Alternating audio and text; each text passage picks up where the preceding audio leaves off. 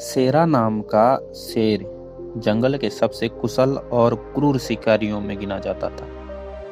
अपने दल के साथ उसने ना जाने कितने भैंसे, हिरणों और अन्य जानवरों का शिकार किया था।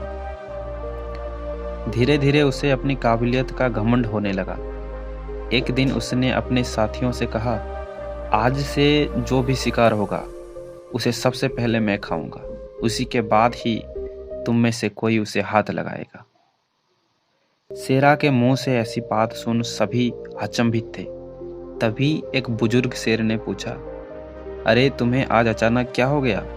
तुम ऐसे बात क्यों कर रहे हो? शेरा बोला, मैं ऐसे बात वैसे बात कोई नहीं कर रहा।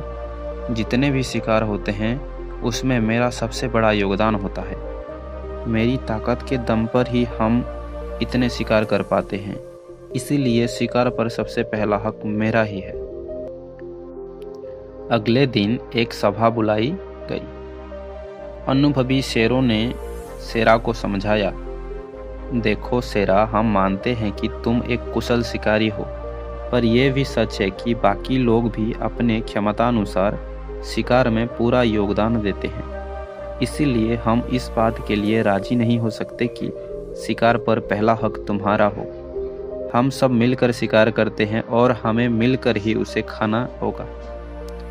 शेरा को यह बात पसंद नहीं आई। अपने ही घमंड में चूर वह बोला, कोई बात नहीं, आज से मैं अकेले ही शिकार करूंगा और तुम सब मिलकर अपना शिकार करना। और ऐसा कहते हुए शेरा सभा से उठकर चला गया। कुछ समय बाद जब शेरा को भूख लगी तो उसने शिकार करने का सोचा। वह भैंसों के एक झुंड की तरफ दहाड़ते हुए बढ़ा, पर यह क्या, जो भैंसे उसे देखकर कांप उठते थे आज उसके आने पर जरा भी नहीं घबराए, उल्टे एकजुट होकर उसे दूर खदेड़ दिया।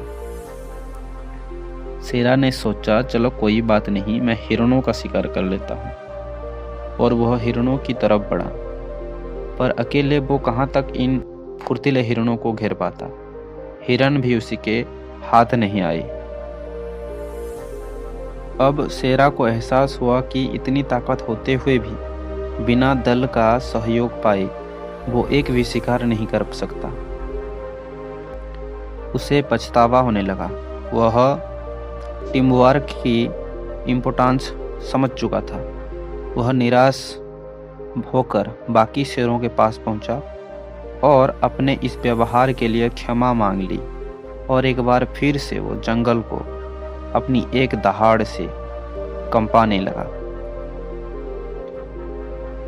फ्रेंड्स, चाहे आप स्पोर्ट्स में हो, कॉरपोरेट वर्ल्ड में काम करते हो या कोई बिजनेस करते हो, टीम वर्क की इम्पोर्टेंस को समझना बहुत ज़रूरी है। टीम का हर एक मेंबर इम्पोर्टेंट होते हैं और किसी भी गोल को अचीव करने में छोटा बड़ा रोल प्ले करते हैं। नेचुरली सभी उंगलियां बराबर नहीं होती हैं, इसीलिए टीम में भी किसी मेंबर का अधिक तो किसी का कम रोल होता है। पर यदि बड़ा योगदान देने वाले ये सोचे कि जो कुछ भी हो रहा है उन्हीं की वजह से हो रहा है, तो ये गलत होगा। इसीलिए किसी तरह का घमंड करने की बजाय हमें सभी को इम्पोर्टेंस देते हुए एज ए टीम प्लेयर काम करना चाहिए।